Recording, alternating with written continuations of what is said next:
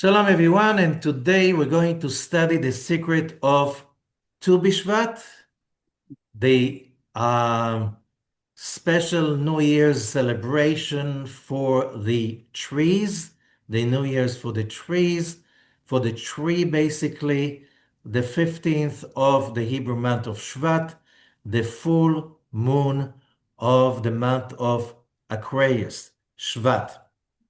So let us understand what is the deep meaning of that month and why is it so important, especially nowadays. The source for this special holiday is in a Jewish ancient tradition that there are four different kind of cycles in the year. Okay, it's originating from the Mishnah, it's from the temple work. It's called like four different New Years because there are four different cycles in the biblical calendar. On Passover, that בארבע פרקים בשנה העולם נידון, בפסח על התבואה. In Passover, it's about the grains, and we know that in Israel, during Passover, this is the peak of the blooming of the wheat. בעצרת על פירות האילן, and we have here about the fruits of the tree. That's Tu BiShvat. בראש השנה, on the new year, like the first of Tishrei, it's for the life of all the people of the world. ובחג נידונים על המים, and there's another one for the water. Okay, בעצרת על פירות האילן. So it says, בעצרת על פירות האילן, and there is a special day of the fruits of the tree, פירות האילן, the fruits of the tree, פירות האילנות מבא אלינו. So the Zohar said should say the fruits of the trees in plural. The original text says the fruits of the tree. Man פירות האילן, what does it say tree in single? Ela dahu ilana raveva, but we're talking here about the great tree, the most powerful tree, the supreme tree, the tree of life. Perot ha'ilan, the fruits of the tree, as it says in Hosea 14:9, Ani kivrosh ra'anan, I'm like a great young tree, your fruits are coming from me. Okay, what does it mean? So he's asking, what does it mean, the fruits of the tree, not the fruits of the trees? And this is because this is the great tree above, the tree of life. And we have also the expression in Deuteronomy 20:19, Ki ha'adam etz hasadeh. A human being is the tree of the field. So, we're talking about the tree of life. The tree of life, this is the basically the structure that we learn that communicates, that connects the infinite light of the Creator. The Creator is infinite. And the infinite light of the Creator is infinite. And because it is infinite, we human beings, we are incapable of connecting or joining the infinite light of the Creator because of two basic cosmic rules. First of all, the rule says that similarities attract. We know water attracts water-based materials and oil attracts oil-based materials. Water-based materials and oil-based materials, they do not attract each other, they repel each other. Okay, so that's on the physical plane. On the metaphysical plane, similarities attract, which means when we speak about connecting to the Creator. There's a discussion about it in with our sages, and they say you want to be one with the Creator. How could you be one with the Creator? He is a consuming fire, which means if you're going to get too close to the Creator, you'll get burned and vaporized, because the Creator is infinite power and power of raw naked energy, while we humans, we are the opposite. We are finite. We are very, very much attached to materialism, to the physical confined material consciousness and of the and limitation. And also the Creator is infinite giving, and we are basically most of the time totally focused on our own selfish desires. How can, similarities attract? We are totally the opposite of the Creator. How can we connect to the Creator? So our sages are saying, Ela hadavek b'midotav. You have to attach to his midot. Midot, midah in Hebrew is measurement, but it's a game of words, which means midot means also qualities, attributes. He is merciful, you should be merciful. He is loving, you should be loving, and so on and so forth. Which means, how do you connect to the Creator? You have to learn how to become like him. But the word midah, measurement, is also a kind of a synonym with sephirah. Sephirah is also from the word lispor, to measure, to count, but also to shine and illuminate.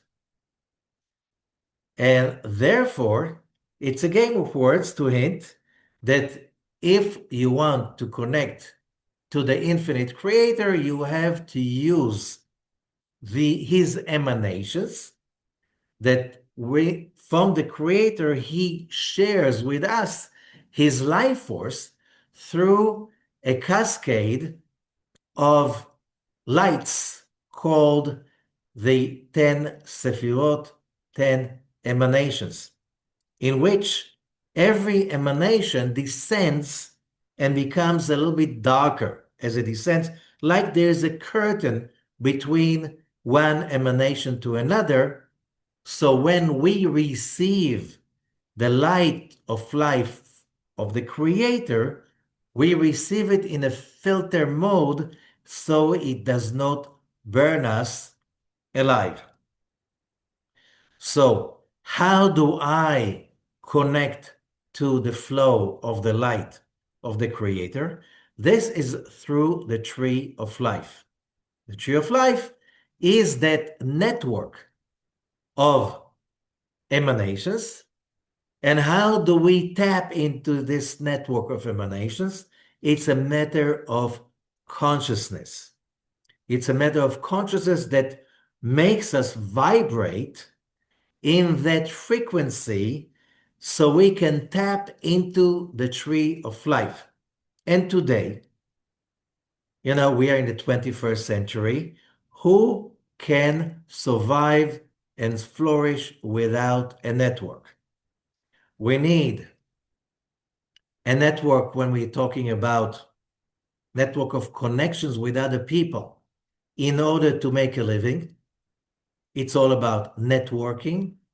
It's all about connections. It's all about interactions with other people. Once upon a time, a person could be living, in a village and be busy all day long, growing potatoes and whatever, and he would live like this. Today, it's all networking. Even if you eat a potato, can you imagine how many people were involved till the potato arrived to your table? Same thing with everything else. So we need a network of commerce. We need a network of what about electricity? What about cellular communication? What about internet communication? What about What about the water that you get? What about sewage? It's all networks. To get our brain to realize how much we are dependent upon networks. And the most important network is the invisible one, which is the Tree of Life network. How do you tap into the Tree of Life network? So let us see. So one of the greatest Hasidic rabbis from Ukraine, the Opti Rabbi from the 19th century, he said, כשם שיש לעץ איברים וחלקים מרובים, the same way the tree has many organs, many parts, maybe many functions, roots, שורשים, ענפים, branches, פירות, fruits, כך גם לאדם יש שורשים, the same way a human being has roots, ענפים, branches, פירות, fruits, הבאים לידי ביטוי במעשיו הטובים. They come and manifest through his good deeds. So we know every human being is a very, very, very complex being with a lot of functionalities that we have to operate all of them. It's about networking with other people in order to make a living. It's about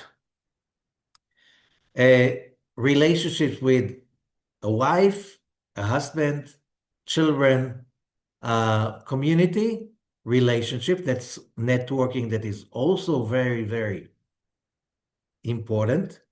It's about the networking that you have to create through your community. And as we said, with your abilities, you take from the network and you donate, give, contribute to the network.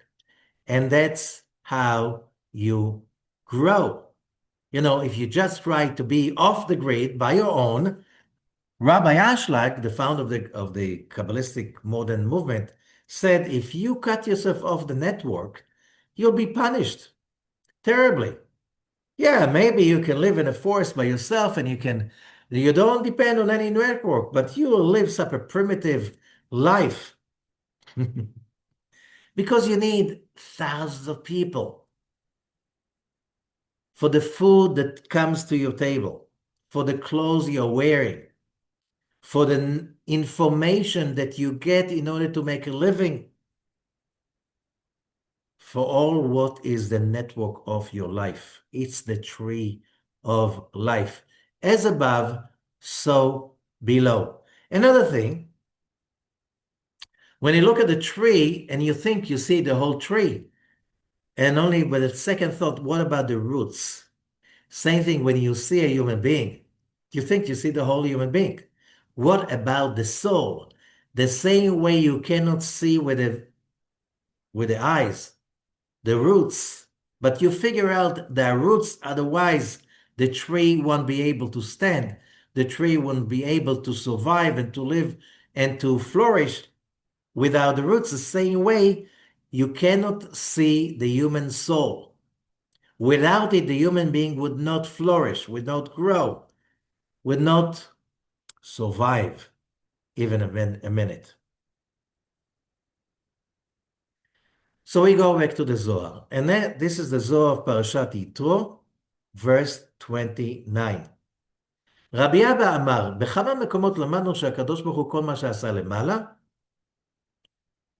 ולמטה, הכל הוא אמת ופעולתו אמת. So Rabbi Abba said, in many places we learned that the Creator, whatever he does above, which is the spiritual world, the real world, the tree of life dimension, and below, which is the physical world that is being perceived by the five senses and the logic of the five senses, הכל הוא אמת, everything is true, פעולתו אמת, whatever he does is true, ואין לך דבר בעולם שאדם צריך לדחותו או לנהוג בו ביזיון. There is nothing in the world that a human being should treat with disdain or with abuse. כי כולם פעולות אמת הם. Whatever we see in the universe are true result of God's actions. והכל נצרך בעולם, and everything is being needed. אפילו נחשים, even snakes, עכבישים, spiders, and so on. I remember like learning as a kid about, about ecology. In one kibbutz, one Israeli community, village, agricultural community, they had a plague of I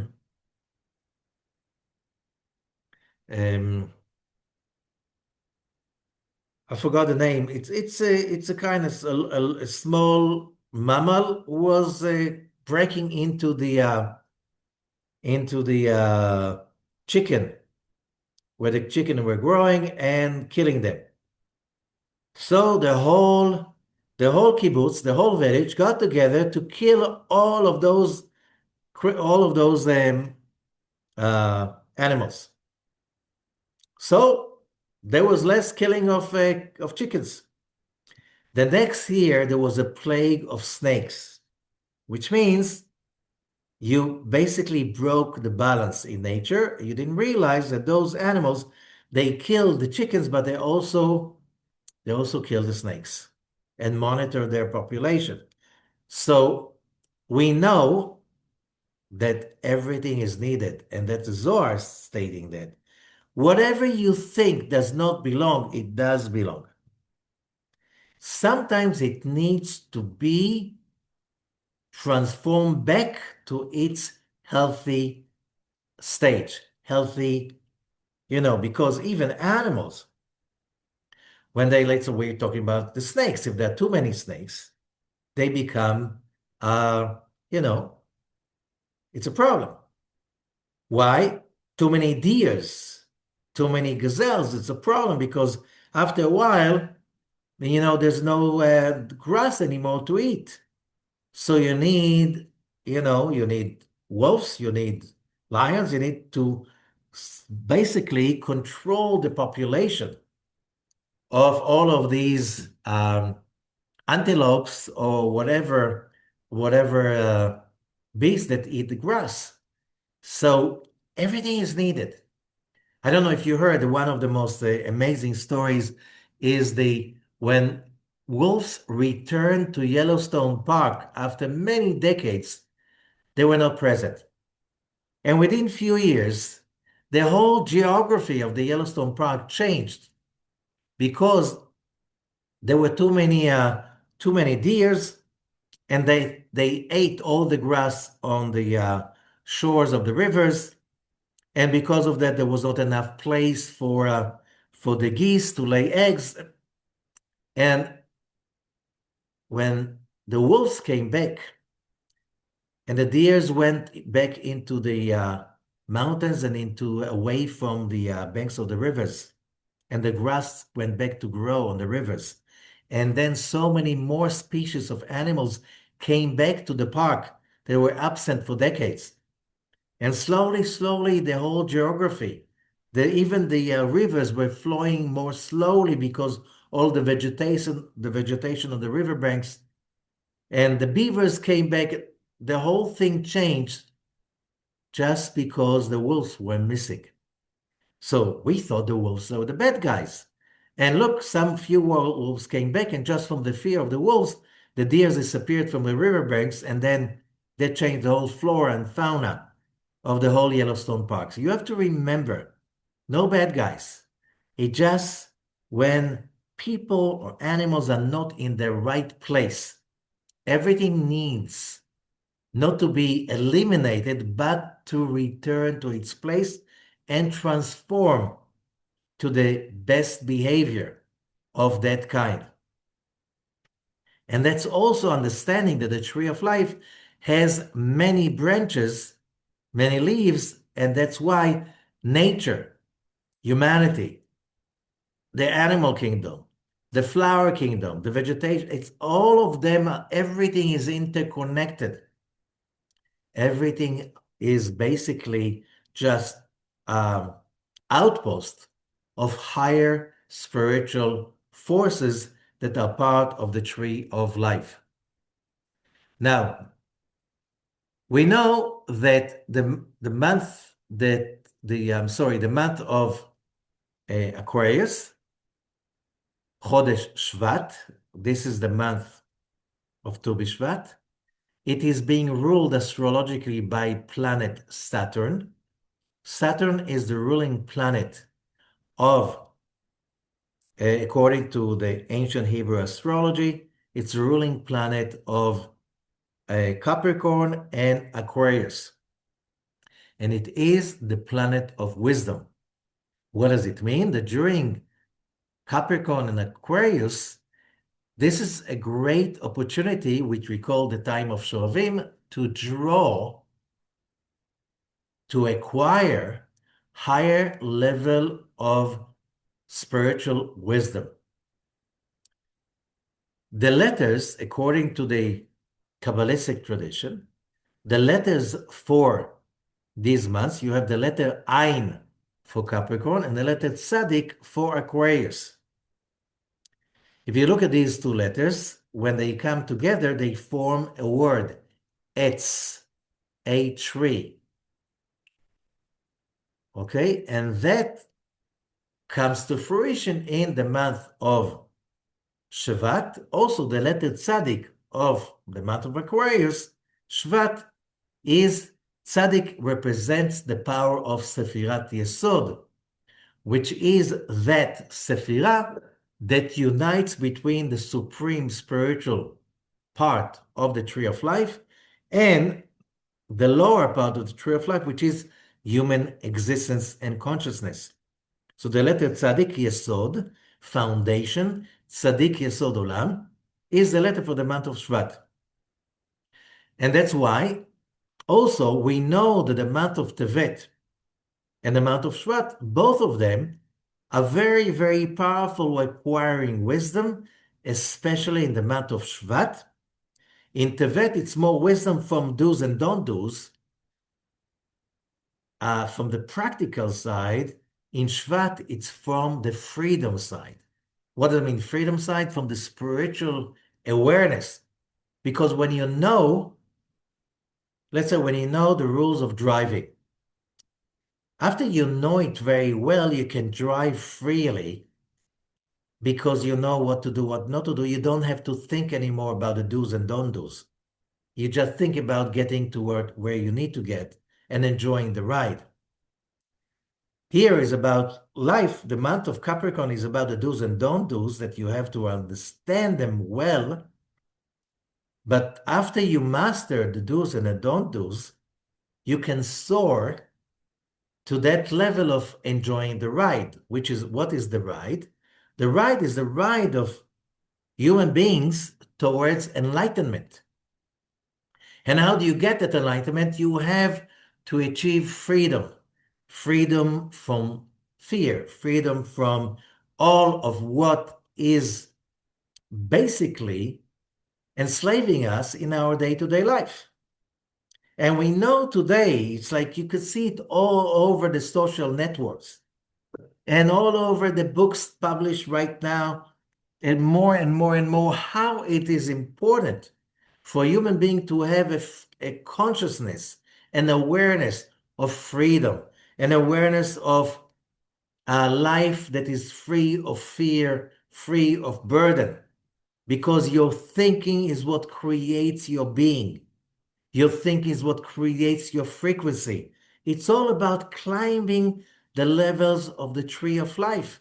People don't call it this way, and sometimes they do call it this way, but it's all about that aspect that now, when the flood of wisdom is pouring over the earth, and through scientific experiment, through life experience, people start to have that wisdom spread more and more and more. They don't study that yet in schools or universities. The academia is much, much behind. Maybe still in the 17th, maybe in the 18th century, when it comes to wisdom, philosophy, even medicine, still in the early 20th century. It's all about awareness, spiritual awareness, consciousness, and therefore, when we talk about the month of Aquarius as the month of Dli, and Dli in Hebrew means the bucket. The bucket, Dlot means to draw, like with a pump. Aquarius, whose virtue is to extract and draw wisdom from outside the box. Everybody talks about outside the box. Everybody wants to be an inventor. Everybody wants to start something up, a new startup. Everybody wants to innovate. Why is that the trend? Because we're in the age of Aquarius. It's now the whole year long, as the Zohar prophesied so many years ago, what is called the age of Aquarius. People are breaking and breaking more and more limits. Whatever humanity didn't believe, it's possible becomes the obvious. Like flying, taking an airplane and flying. Who could think about it just a little bit more than 100 years ago, that most people travel by airplanes. A lot of people travel more by airplanes than by bus or by train. Extracting wisdom from above, that is the case. That is the story. How? So the Mishnah, Tractate Rosh Hashanah, chapter 1 says, what is the time for Tu BiShvat? Tu BiShvat, the full moon of Aquarius, the days of rain passed, most of the rains of the year are over already. We're talking about here in the Levant, in the land of Israel and its surrounding, because the rains are starting after Simchat Torah. By Tu BiShvat, most of the rain is already came down. There's another month, maybe 2 months of rain, but most of the rain came down already, and the sap rose in the trees. And the fruits were found to be ripening from now on. Okay, now this is not really exact because the first trees start to bloom. If you drive right now on the roads in Israel, you start to see how the almond trees start. It's like what, everybody knows about the cherry trees blooming in Japan and Israel. It's the almond trees. First of all, they're indigenous to Israel. So they like everywhere on the mountains, the mountain range, you see almond trees, wild almond trees. And now when you drive outside the city, you see them blooming.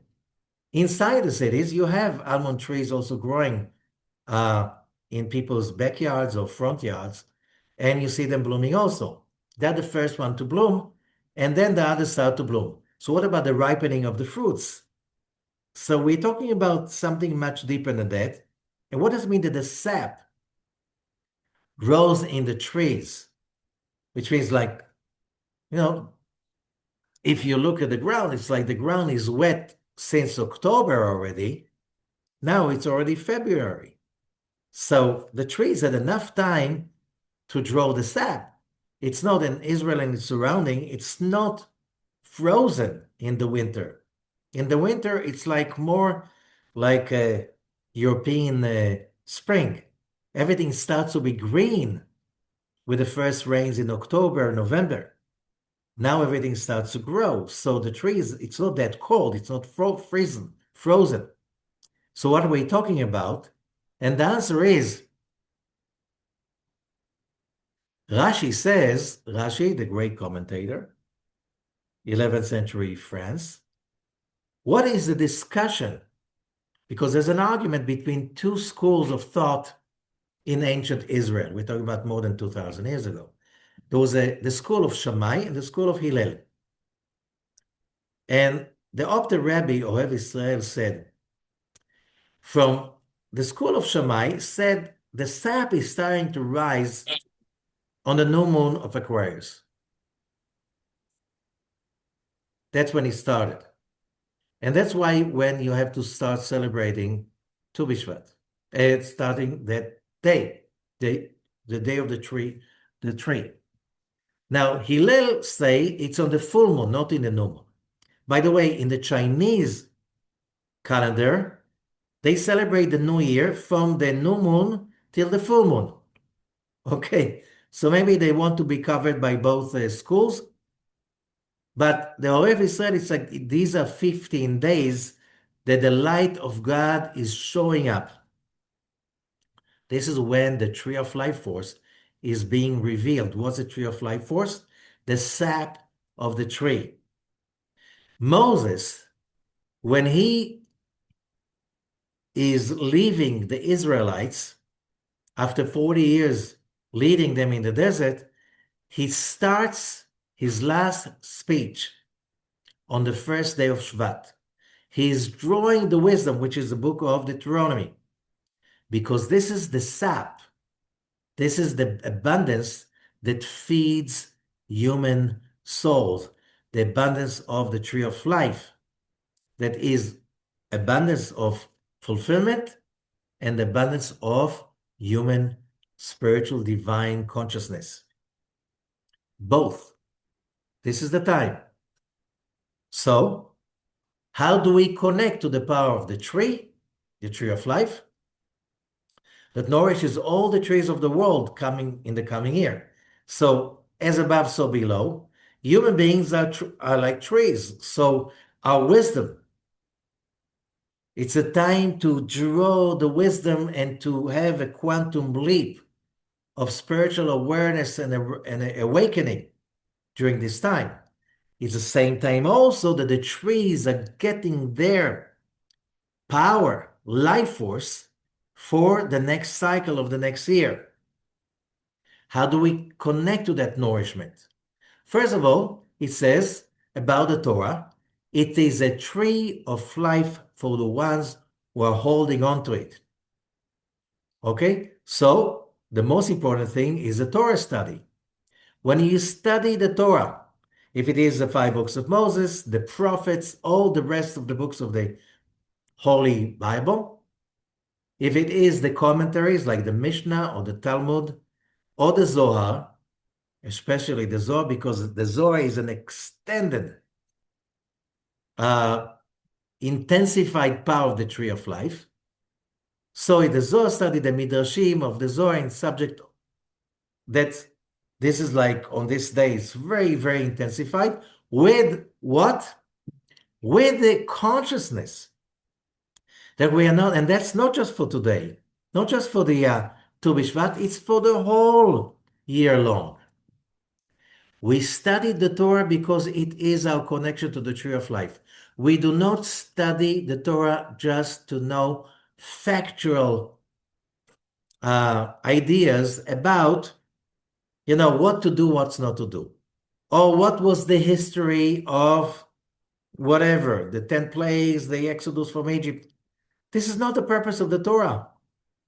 The purpose of the Torah is a magical text that when you study it, you have to consciously be aware that you are drawing the sap of the tree of life into your own essence to feed your soul, to feed your internal awareness, to feed it with the awareness of freedom.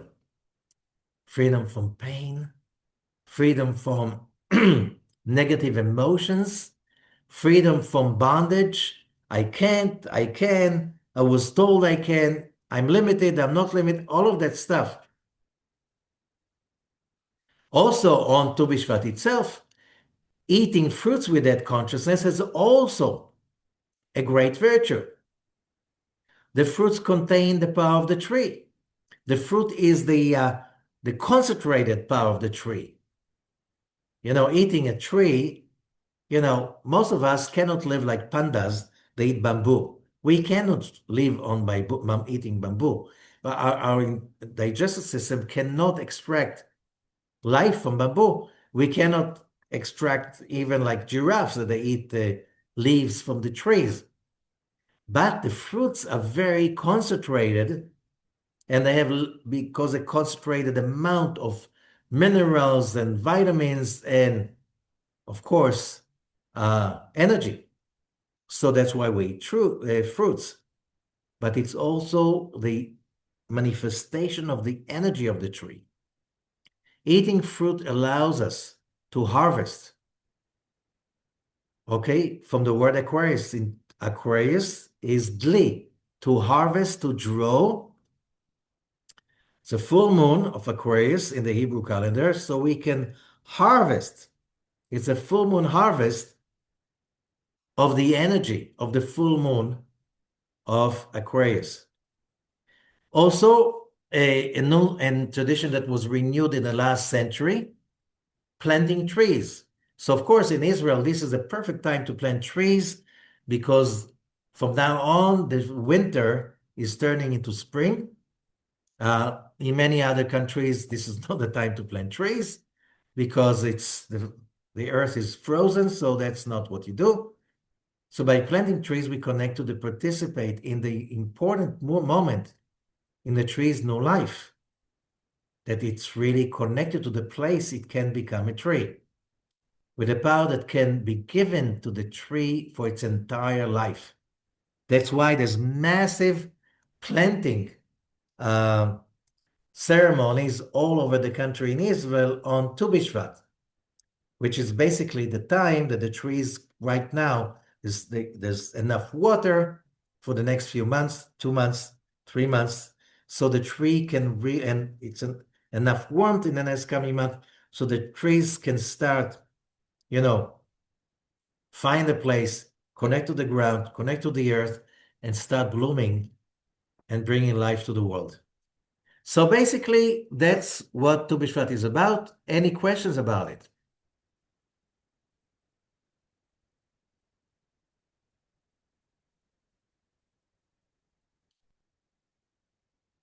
Okay, so thank you and have a happy holiday